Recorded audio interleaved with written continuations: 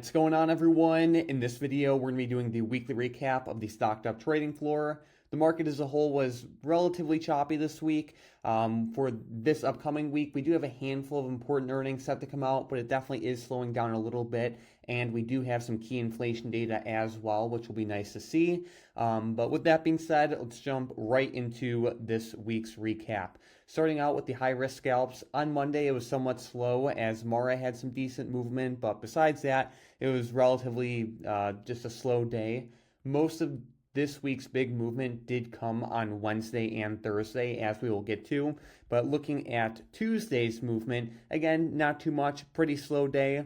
Wednesday was definitely the day of the week, though, as Google had some phenomenal movement. They had an over 1,000% return day, which was just it was crazy, as we could see here. But there were even a handful of other stocks that moved decently, like Amazon, Apple, and you could even say Netflix. So either way, that was nice to see. And then on Thursday, there was some pretty good price action as well, with a handful of tickers, as we can see as we scroll through. Looking at the recap, we can see that Palantir, Hood, DAL, MSTR all had great returns, as well as QBTS. Looking at the recap, QBTS, Palantir, and DAL officially led the way, but there were even good moves with Tesla, AMD, RGTI, and you could even say Disney as well, which was very nice to see. Closing out the week, it was fine, nothing too crazy on Friday. Lyft and Tesla had some decent price action, but besides that, I would say it was relatively slow.